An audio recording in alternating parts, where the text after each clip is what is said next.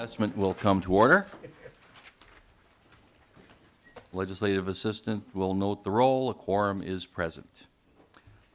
Now, one technical change to the minutes. Would you please add the name of Alice Hausman?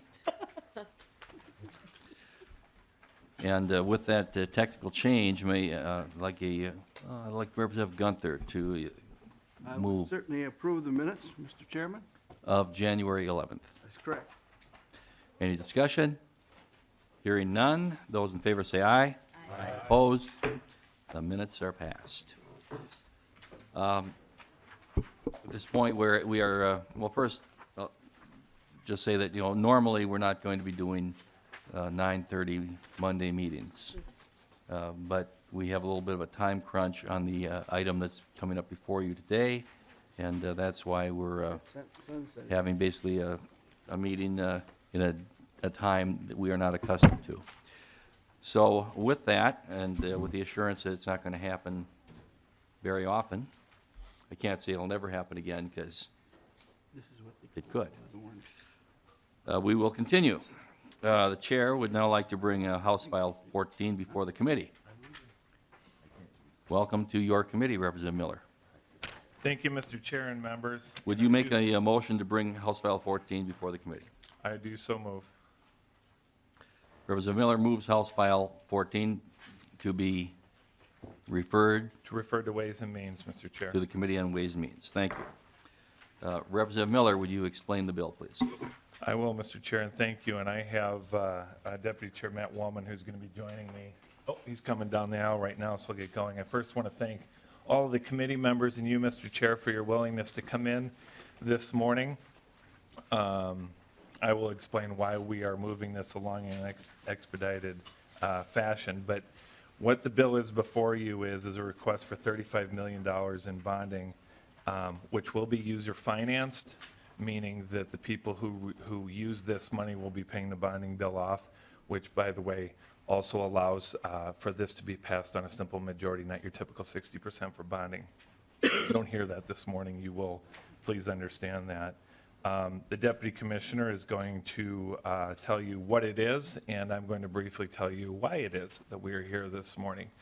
So in a typical fashion, the RFA program has been here since 1986, and it's been a very good program in agriculture to stabilize the farm economy. This came out of the farm crisis of the 80s. And typically, this funding is put into our larger bonding bills. It's not every single bonding bill. It's when the funds get used up, they request more funding, which last year was that time that they did request it. It was in the bonding bill last year. As we all know, the bonding bill did not go through. So we're in a situation this year where typically it would be at the bonding typically comes through towards the end of session. However, these are funds that the department has come and requested. So I agreed even before session began to make this a top priority. I've worked very hard with not only people on this committee, but with leadership and with the department, and we like where this is going. Mr. Chair, I do have a technical amendment. I would like to, would this be a good time to do that? I'd like to be able to put that on at this time. Yes, Representative Miller. Okay, so my amendment, typically in a bonding bill, there are expenses to the sale of bonds, and in an omnibus bonding bill, that's put in as a line item towards the end of the bonding bill itself. Since this is a standalone, we still have to account for that expense. The expense is approximately $1,000 per $1 million, so it's a $35,000 add-on. So the H14A1 amendment, I ask that the committee support me in adding that onto this bill at this time for $35,000. Okay. Representative Miller has moved his amendment. Is there any discussion? Seeing none, those in favor say aye. Aye. Opposed? The amendment passes and it's part of the bill. Representative Hausman. Mr. Chair, I wonder if we could get clarification from Ms. Dyson. He suggested that this would just require a simple majority. Is that, I always thought that's why we put it in the bonding bill. Yes, Representative Hausman, our understanding is it's a simple majority. Ms. Dyson? Over here. Over there. Mr. Chair and Representative Hausman, it is a simple majority. The RFA is funded under a different paragraph of the Constitution. Most of the 3/5 vote of both bodies is under Minnesota Constitution, Article 11, Section 5, Paragraph A, to acquire and better public lands and improvements. The RFA is through the Paragraph H, and so the 3/5 vote doesn't apply to that paragraph. Any further discussion on that?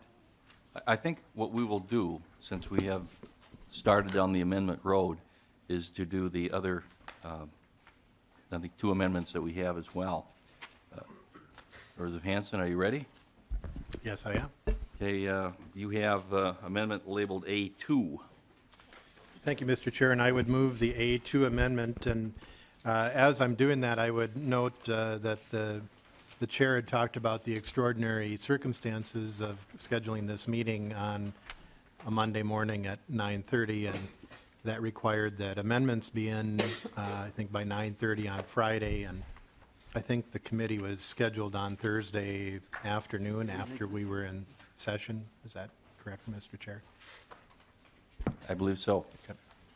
So there wasn't much time for preparing this, but I think it's important, the author of the bill mentioned that the grounding legislation for this was established in 1986. So we're 30-plus years past that, and agriculture has changed. And with agriculture changing, I think there's an opportunity to recognize changes that this legislature has made on a bipartisan basis for different types of agriculture. And my A2 amendment is to clarify that industrial hemp or medical cannabis serve as agricultural products that could be eligible for the loans. That doesn't mean they have to be given, but it means that they can apply. So without that explicit authority, we're still operating on the 30-year-old law, and 30-year-old law is good, but sometimes it needs to be brought up current. And I think there are farmers who are interested in these crops who may need the loan capacity, but aren't able to achieve it, just like everybody else who recognizes these loans. So I would ask for your support, Mr. Chair and members of the committee. Thank you, Representative Hanson. Further discussion? Representative Miller. Mr. Chair and Representative Hanson, I can appreciate the conversation. I think it's a good conversation to have. I think you make some good points. However, I don't believe that this is the right time or the right place. That's a discussion that I believe we should have in one of the agricultural committees, really preferably ag policy, which is what you're addressing here. So I think there's a time and discussion that we can have that in the future in one of these committees. We have worked hard to move this forward, and one of the reasons why we've been able to move this forward in an expedited way, Mr. Chair, is because we have agreed that this is kind of a clean straight. There's been other people that have wanted to add other things in bonding on this, and we say, no, this is an issue that the Department of Agriculture has.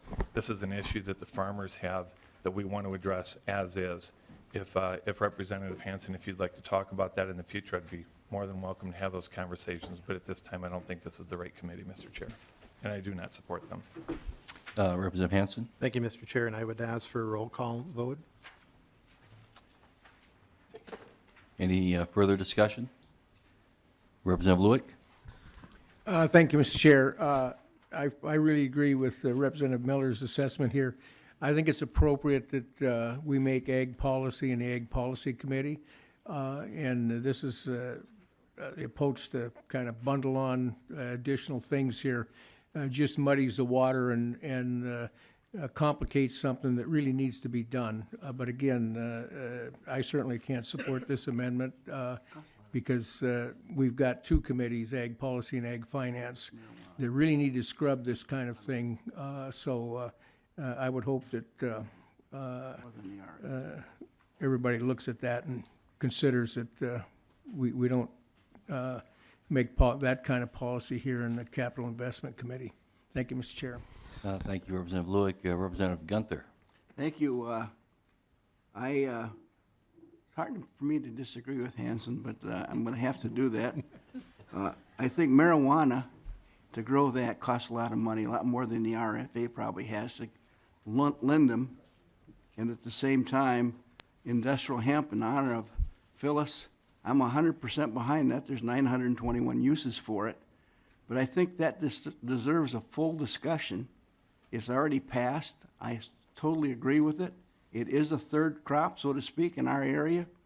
And I would appreciate you either withdrawing it or not asking for a roll call on it, because I'm not against it. But I have to vote against it.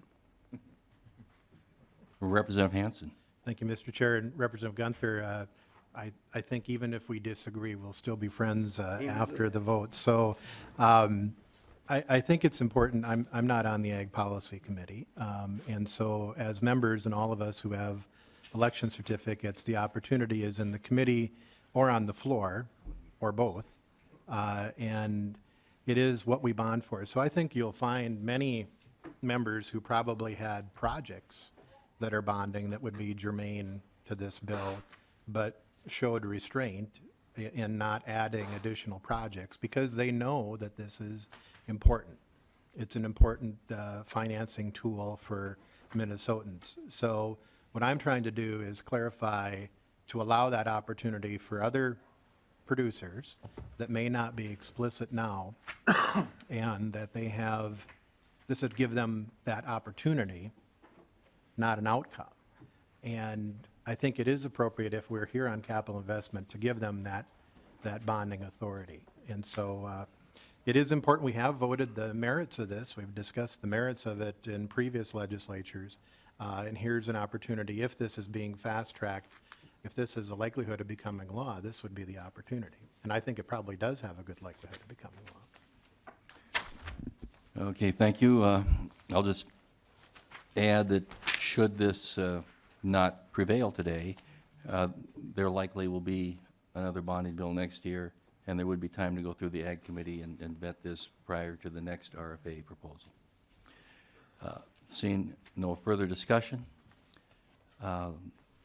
the clerk will take the roll, but you're not the clerk. Call a roll. Chairman Erdahl? No. Representative Ublem? No. Representative Bennett? Representative Carlson? Yes. Representative Considine? Representative Dean? Representative Detmer? No. Representative Ekman? Yes. Representative Frankie? No. Representative Grossel? No. Representative Gunther? No. Representative Hausman? Yes. Representative Hanson? Yes. Representative Jurgens? No. Representative Lilly? Yes. Representative Luick? No. Representative Miller? No. Representative Pearson? No. Representative Poppy? No. Representative Poston? No.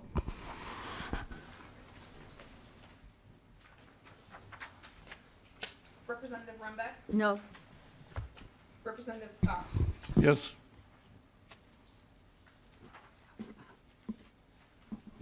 Representative Poppy? No. No.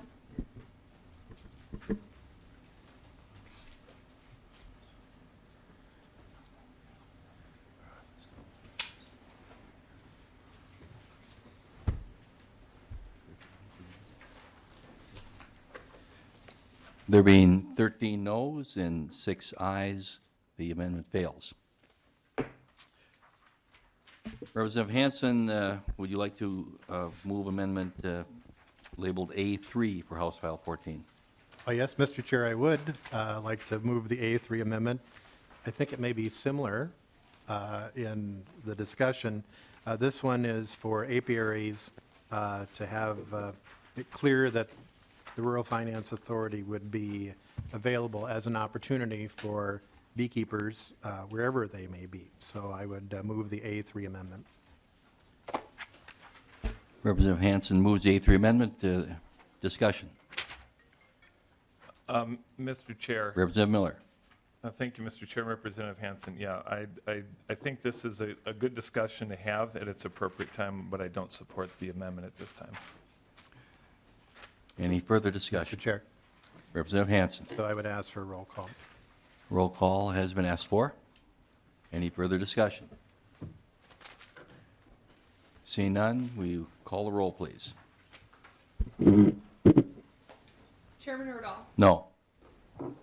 Representative Uglum. No. Representative Bennett. Representative Carlson. Yes. Representative Considine.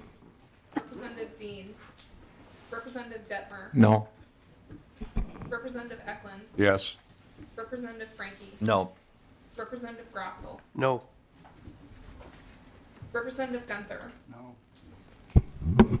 Representative Hausman. Yes.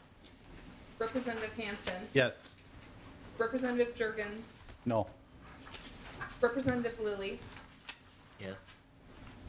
Representative Lewick. No. Representative Miller. No. Representative Pearson. No. Representative Poppy. No. Representative Poston. No. Representative Runbeck. No. Representative Stock. Yes.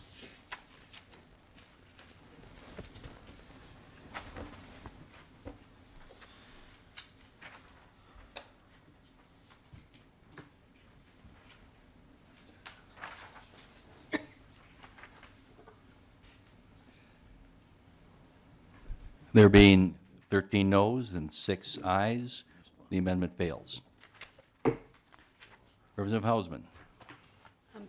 Thank you, Mr. Chair. This is, I support the bill. I intend to vote for this. Here is my anxiety. One department has come to us and made a legitimate argument about the need to fast-track theirs. Here is what I read in the newspaper. This must be the Daily Globe, Worthington, about Lewis and Clark, which was also in that bill. Everyone in St. Paul agrees the Lewis and Clark regional water system needs to come to Worthington, but that isn't the problem. Robinson said, while both houses and the governor's office are all in agreement that funding for the Lewis and Clark connection to Worthington is in their bill, the bonding bill is one of the last things that will be done in the legislative session in late May. It's where all the bargaining chips are held. It's the last piece of negotiation. It just shouldn't happen that way. Every single project will make that same argument. Here is my concern. They go on. Robinson, Hamilton, and Weber don't want to wait that long to get construction started. That's why they're working on standalone legislation to free up approximately $8 million in surplus funds from the money used on Phase 2. The extra money is locked up with a restriction that it can only be used for Phase 2. If it stays in the bonding bill and it passes, it would be late May, and we would lose much, if not all, of the 2017 construction season. They've made a powerful argument. I agree with it. But the problem is, it could be said about every other project in the bonding bill. We didn't pass it last year. We worked in the summer for the potential of a special session. I'm just going to name some of them. Here's what other projects have had to do. The Science Museum, which is leaking and has damage to the building, couldn't wait, and so they've had to break their project up into Phase 1 and Phase 2. And as a result, the project cost goes up when you do that, instead of seeing it as a single one. The Minnesota Security Hospital, Medelia Infrastructure as the result of the fire, the St. Cloud Prison, Camp Ripley Oil Train Derailment Response Training Center. All those railroad grade separations where there is danger to people using those intersections. We have someone here from Catholic Charities. Housing infrastructure bonds for those who don't have a safe place to sleep at night. That was in the bill. Anoka Metro Regional Treatment Center, Child and Adolescent Behavioral Health Services in Wilmer, a strong project that the governor desperately wants. That isn't being brought forward. Lanesboro Dam repair, the St. Louis River cleanup, that's going to, I think 65% federal matching dollars for that. Asset preservation across the state. Every single one of them would make the same argument that we're hearing today. We can't wait. We don't want to lose a construction season. I wish this room were packed, because every one of you will lose a construction season. Every one will make the same arguments that Lewis and Clark makes. But that voice has to get louder. It really has to get louder. Not to wait till the last minute, because if you wait till the last minute, we know what happens. So I know, Mr. Chair, I know last year Representative Torkelson would have desperately wanted a bill passed. He would have preferred that in special session. I know you would. But our conversation has to be, I think, to leadership to say, you don't have to do it that way. You don't have to wait till the last minute. So for every one of those projects that would make the same argument that we're hearing today, I just hope our voice gets louder to say, no, don't wait till May. We don't want to lose this construction season. And everyone deserves that kind of consideration. Thank you, Representative Hausman. You raised some very good points that I would not argue with.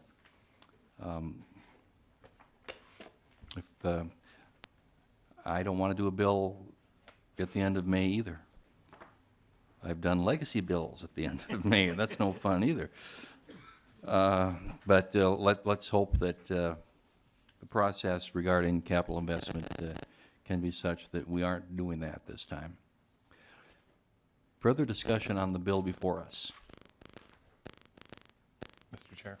Representative Miller. Mr. Chair, I would like to have Deputy Commissioner Matt Woolman give, as I said, the what this is. I think this will help answer, Representative, some of your questions. Maybe not completely, but at least put a little bit of context of why we are meeting on a Monday morning. Mr. Woolman is going to go into discussion of what exactly the RFA bill is. So at this time, if he could do that. Mr. Chair. Welcome, Mr. Woolman. Mr. Chair, members of the committee, thank you for the opportunity to join you here this morning. I'm Matt Woolman. I serve as Deputy Commissioner of Agriculture in Minnesota. As Representative Miller mentioned, the RFA was created in 1986, came out of the farm crisis in 1986, and for the last 30 years has been a key part of providing credit to farmers in rural Minnesota.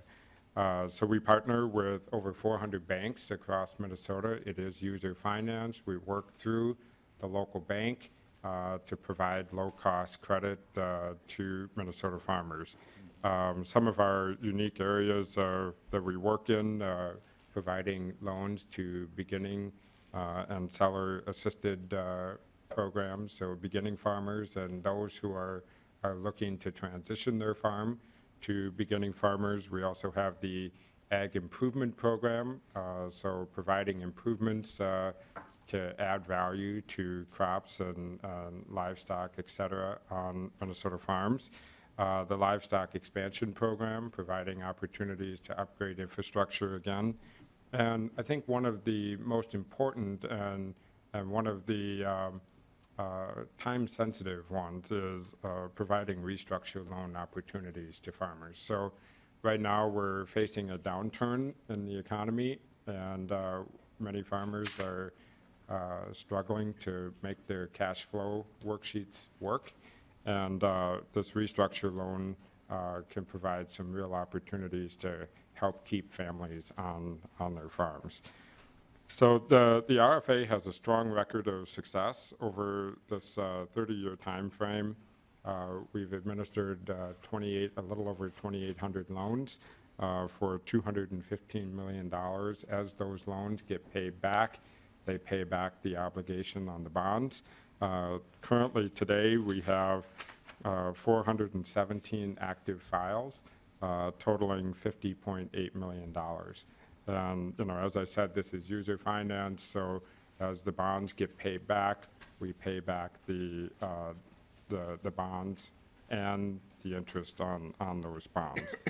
Since 1986, we've taken losses on 20 files, 20 loan documents, and it's 1/1000th of 1% is the loss that we've had on those files. It's the envy of any bank out there. So we've been very proud of our success over the years.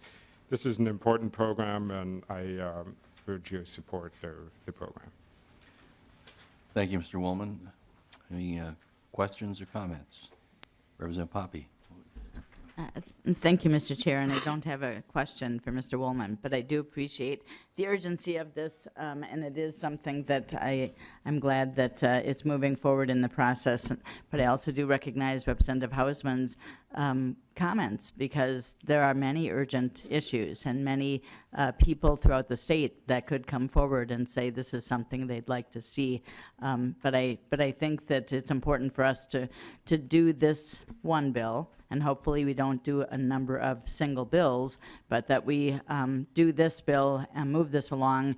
And certainly, Representative Hansen raises some other issues that we can also further address. But I'm appreciate today that we're moving this one forward. Thank you.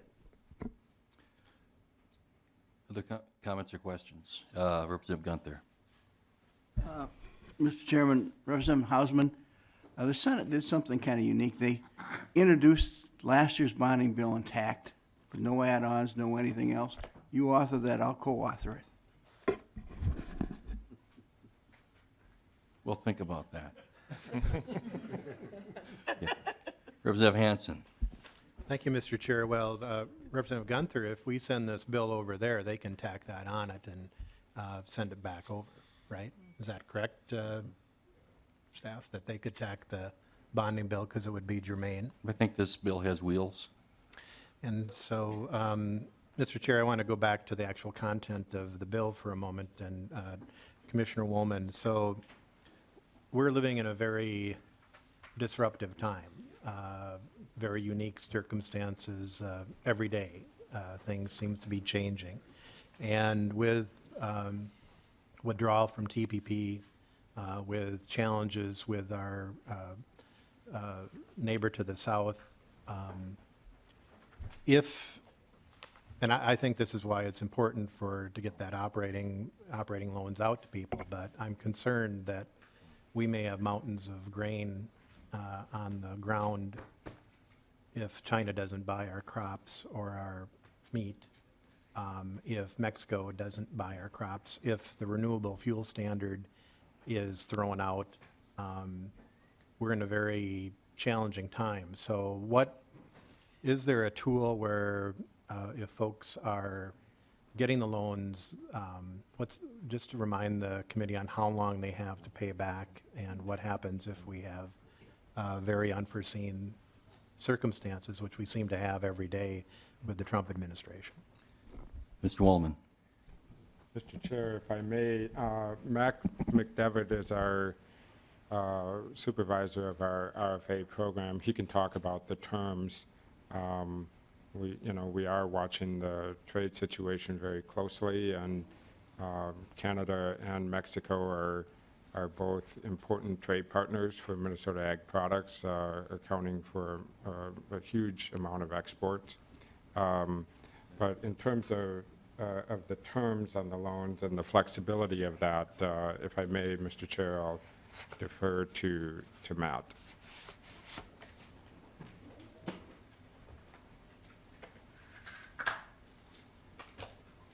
Welcome to the committee. Identify yourself for the record, please. Morning, Mr. Chair, representatives. Excuse me, my name is Matt McDevitt. I'm a loan supervisor for the RFA. Representative, in answer to your question, the way the loans are set up now is the farmer works with the bank to determine an appropriate amortization schedule. They can go up to 30 years, but our loans do balloon at 10. Representative Hansen. Thank you, Mr. Chair, and that's, I think, helpful for the committee. Commissioner Woolman, could you provide maybe members of the committee with how much trade we have with the 7 countries where the visas were impacted over the weekend? Commissioner Woolman. Mr. Chair, I'm sorry, I was just coming up. I didn't hear the full question. Can you repeat that? Thank you. Representative Hansen. Mr. Chair and Commissioner Woolman, if you could provide it, not off the top of your head, but just how much trade we have with the 7 countries where the visas were impacted over the weekend. Well, Mr. Chair, Mr. Woolman. members of the committee, Representative Hansen, in general, Minnesota ag exports account for $6.3 billion. Overall,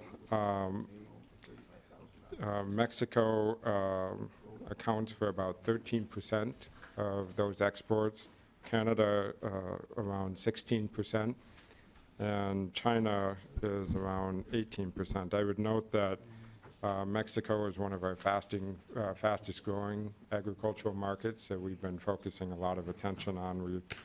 From 2005 to 2015, we saw an 88% increase in ag exports to Mexico. Thank you. Representative Uglum.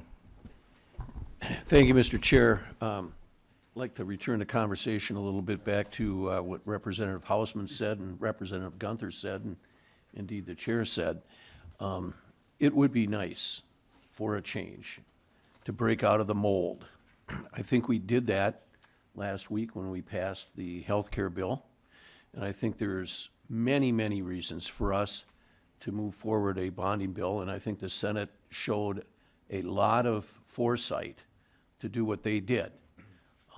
We can count the reasons, whether it be rural, whether it be metro, whether it be the Iron Range or whatever. But the fact of the matter is, all of these projects are going to go up in price. We know interest rates are going up. We know steel prices are going up. It's just, from a business standpoint, it's the right thing to do to move forward. And I just hope that both caucuses and the governor and our leadership can work together to get something done sooner rather than later. We're behind. We have the financial wherewithal and monies to do this. And there's absolutely no reason why it has to be business as usual, the chaos at the end of the session. We can do this in a very workmanlike, reasonable manner and move forward. And I would urge all of us to consider that and work with our leadership to move forward in the bonding bill as soon as possible. Thank you, Representative Uglum. Representative Carlson. Yeah, Mr. Chairman, I just want to point out in terms of this end of the session, those of us from my caucus on Ways and Means throughout basically the entire session, once we began to adopt the budget resolution, continued to say we needed to set aside money for debt service for the bonding bill. And we were continually told no, and those of you that are on this committee from the other side of the aisle know that we raised that. I did personally, virtually any time the budget resolution was before us. So I hope that I'm hearing from the other side of the aisle correctly that you've changed your viewpoint from last year. The other thing, I was going to ask you a question, Mr. Chairman. When you said this bill has wheels, what did you mean by that? Should we be prepared for future action on bonding relative to this bill, or do you see it passing into law as a clean bill? This bill?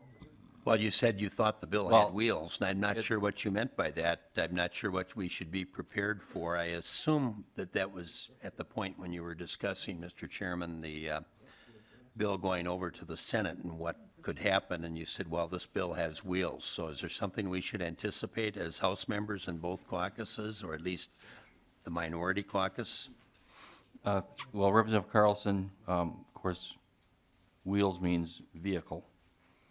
That's the term I generally used when I Yeah. chaired Ways and Means, yeah. But I do not have any direction or knowledge that it is the plan of the Senate to use this bill as a vehicle. I mean, my belief and my intent is that this is a standalone bill and will not have anything added to it when it comes back from the Senate.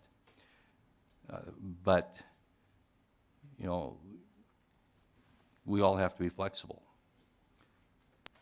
Things can happen that we don't think are going to happen. I would hope that they don't at this point. I was just picking up, Mr. Chairman, on the phrase wheels and wanted to know if you had any. I didn't think insight. anybody got it. Well, I listened carefully to what you say, Mr. Chairman, and don't want to read too much into it, but sometimes it's helpful to read something into a comment, because Did you later teach you seventh might. graders at one time, or what? Seventh graders? Yeah. I taught mainly seniors, but there were 2 years where I had some seventh graders, yeah. Was that your career? Yeah, and that's my humor, too. so. All right, let's Seniors don't have as move along. Representative Stock. A comment on this discussion that we're having, and then also I do have a question for the current bill that we're considering. The comment is, I come from a district that is about a man for man, woman for woman, split down the middle.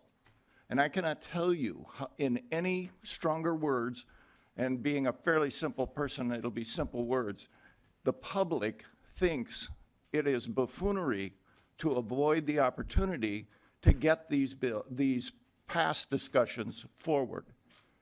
I cannot make it any stronger than that because it is universal across all political leanings that the public thinks you have something that was done and it is bills that, or it is projects that we can do, and you're wasting that opportunity from their frame of reference. So I think anything that can be done and or leaning where you can lean into this and get it done, the public will view it as a complete success and probably a model of a new day. So I really want you to all be encouraged by the fact that that's available to us. The question would be, and this goes to my absolute naivety, so you're talking to somebody that may not get it, but I don't know, does this bill that's being amended or changed or authorized to add money, does it restrict agricultural product and or operation that might be used as the basis for applying for a loan? So like if I'm a apple grower or if I'm a beekeeper, are they either in some way by process or history or whatever restricted from being able to apply for a loan under this program? Somebody from the witness table? Anybody? Mr. Chair, members of the committee, I'll have Matt talk about the eligibility of folks under the program. Thank you. Good question.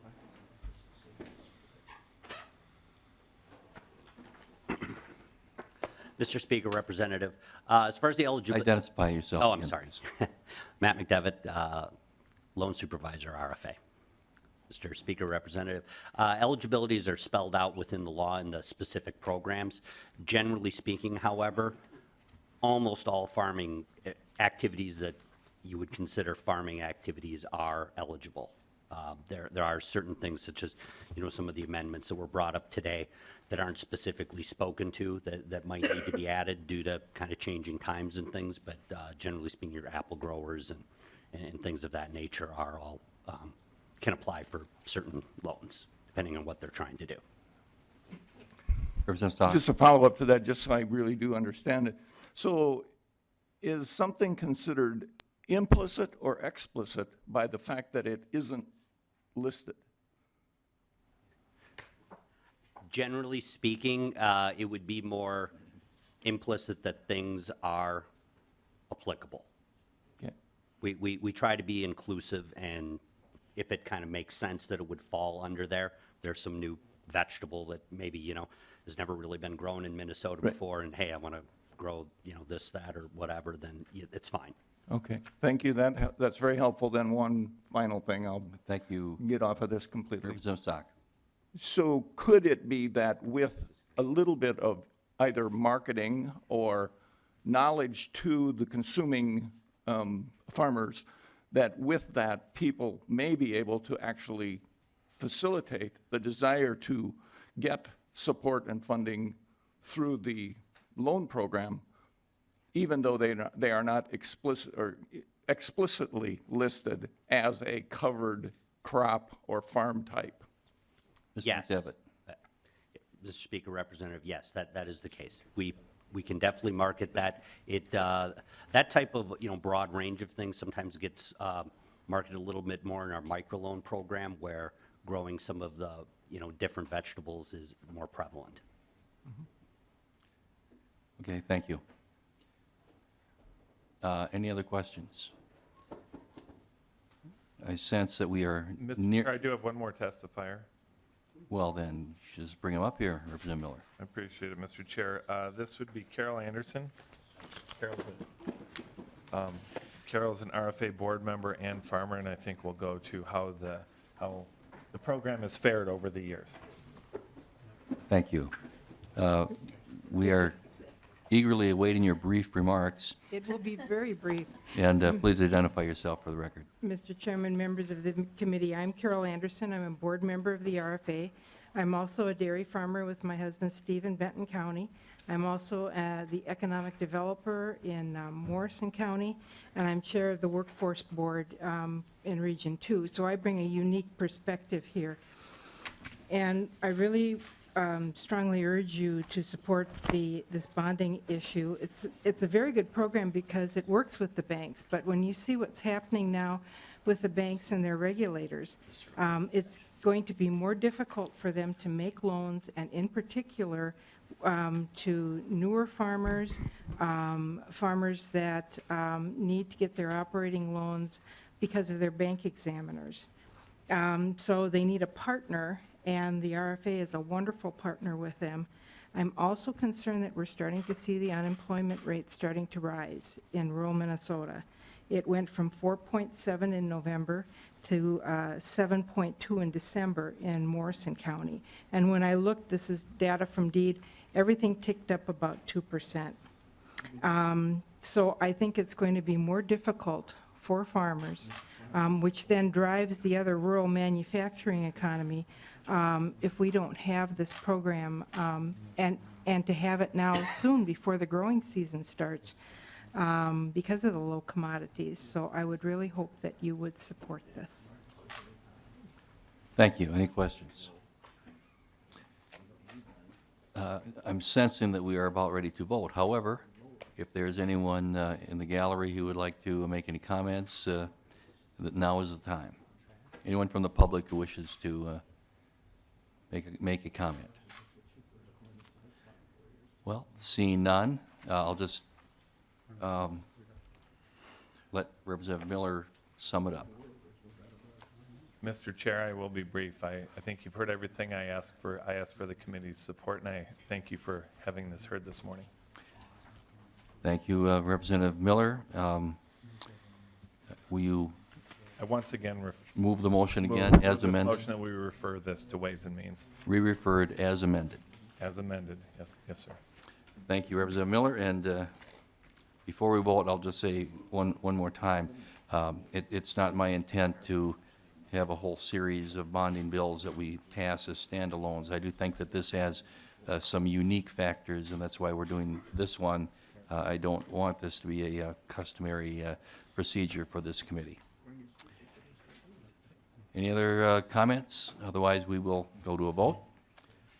Those in favor of House File 14, say aye. Aye. Opposed? Hearing none, the bill carries. Thank you, Representative Miller. Thank you, Mr. Chair. Seeing no other business before the committee, as Sergeant Preston said to King, this case is closed.